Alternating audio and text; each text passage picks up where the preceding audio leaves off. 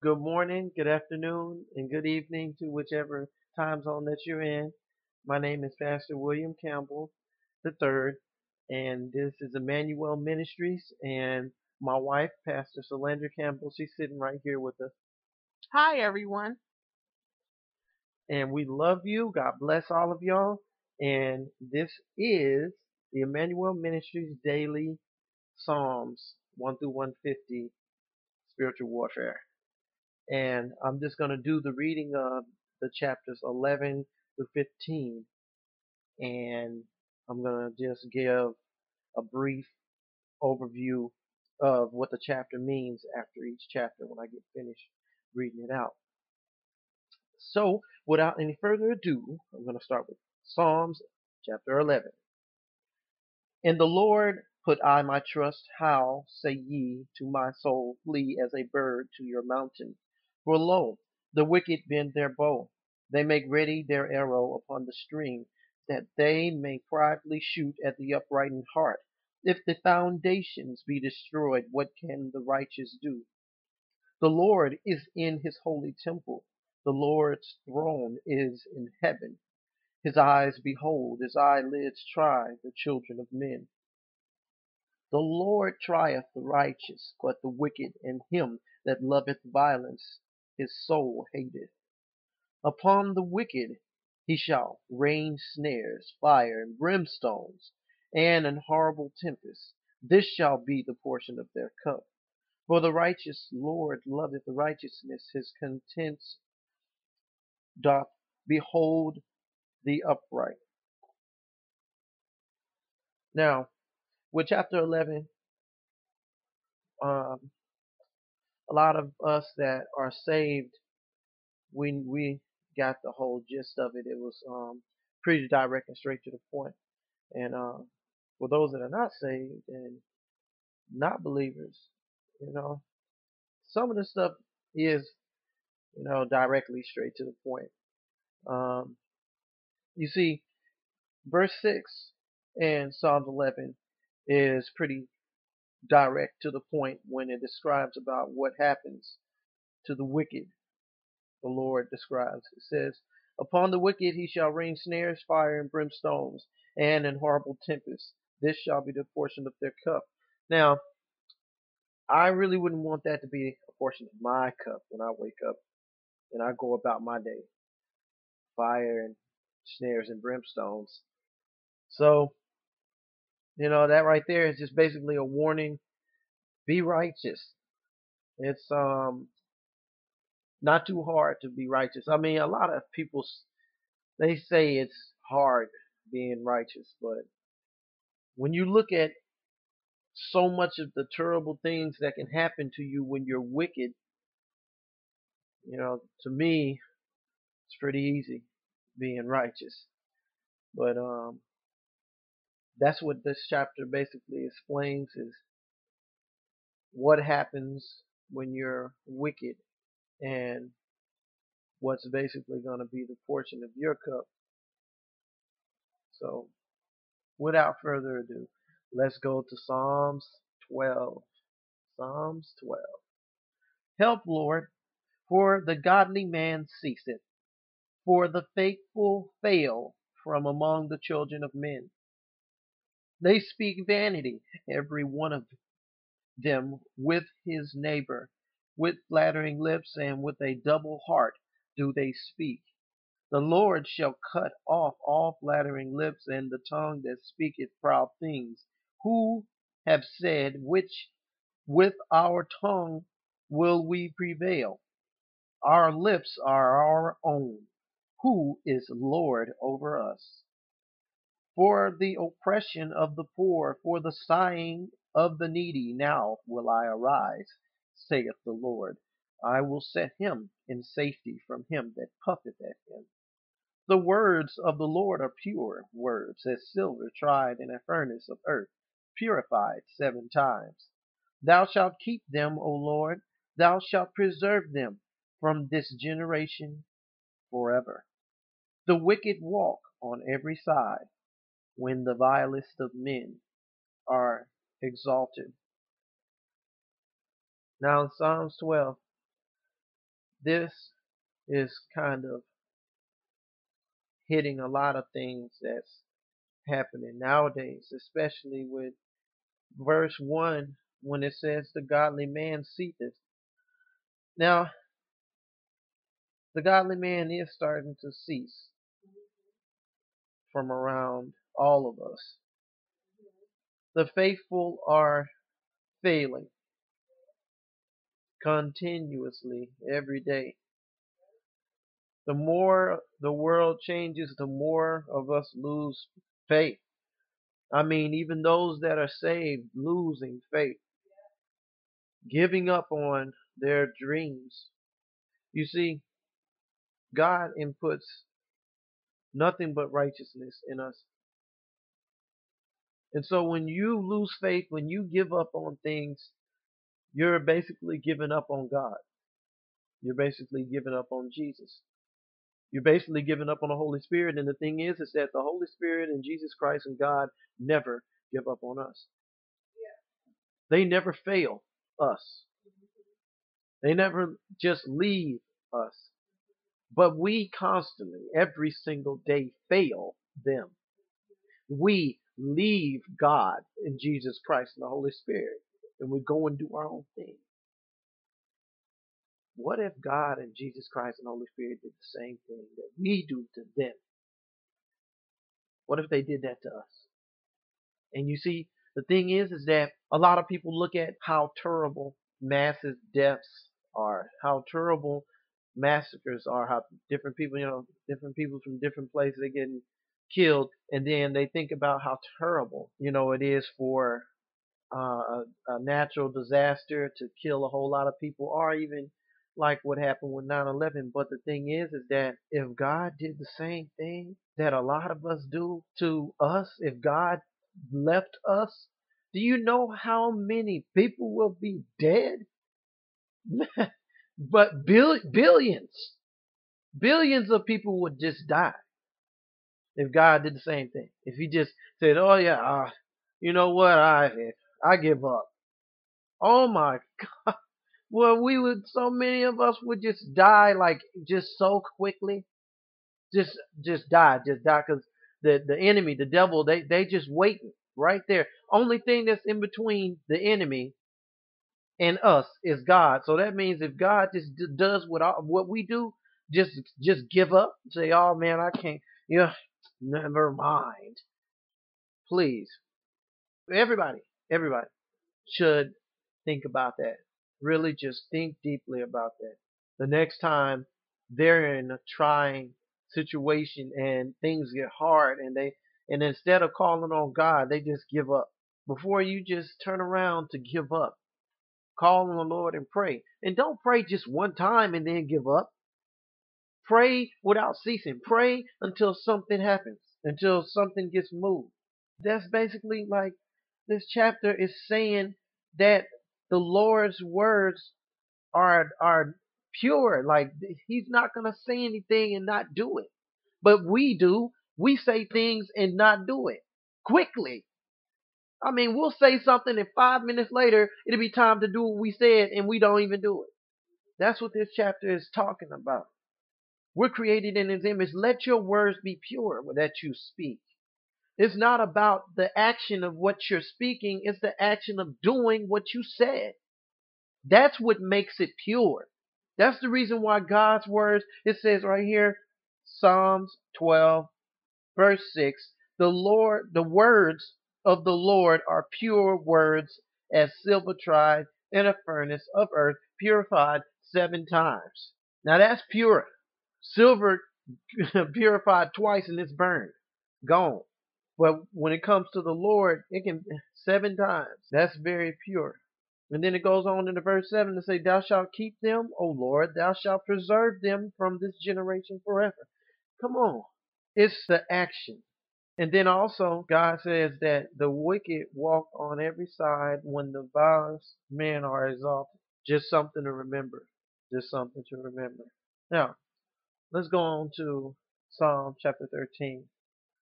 How long wilt thou forget me, O Lord, forever? How long wilt thou hide thy face from me? How long shall I take counsel in my soul, having sorrow in my heart daily. How long shall mine enemy be exalted over me? Consider and hear me, O Lord my God. Lighten my eyes, lest I sleep the sleep of death. Lest mine enemies say, I have prevailed against him. And those that trouble me rejoice when I am moved. But I have trusted in thy mercy. My heart shall rejoice in thy salvation. I will sing unto the Lord because he hath dealt bountifully with me. Now check this out. Seems like some things is going on, and it seems like God is not there. Constantly praying and keeping everything in perspective and following the Lord, and nothing is happening. Now, a lot of people still going in that direction also, but it says here in Psalms 13 that David did not stop trusting in the Lord.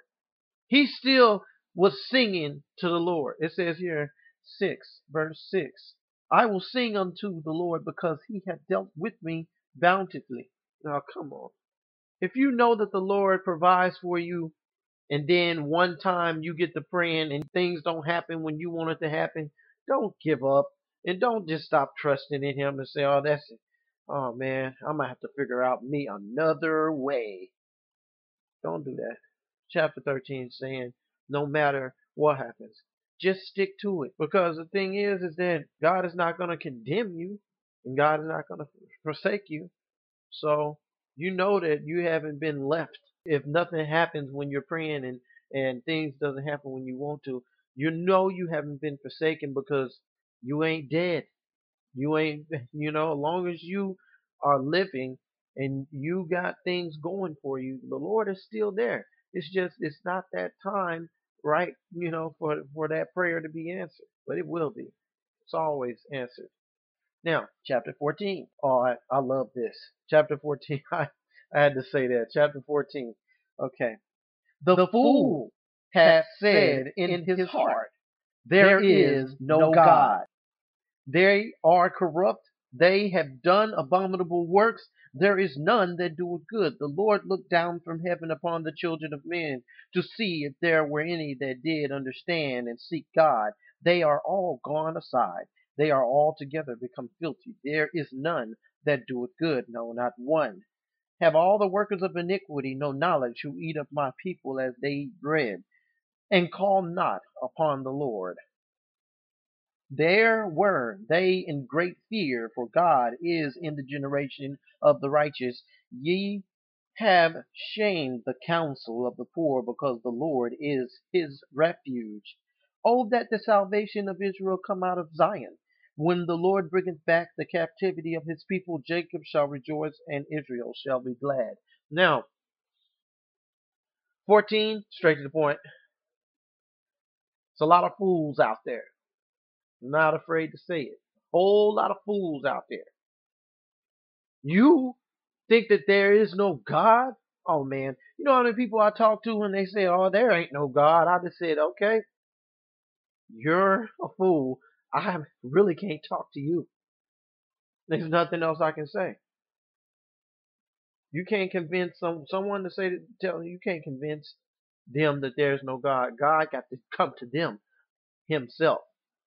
That's why some preachers and some people out there they want to force God down people's throat. No, let them learn.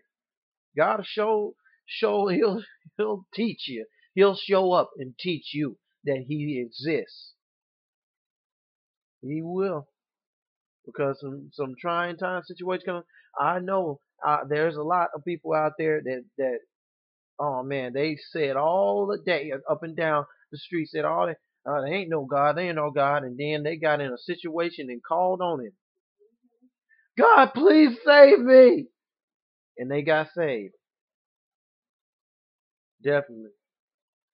So basically that's what's chapter 14 is that those people that think there is no God, they're out there and they just terrorizing and tearing up stuff and going crazy.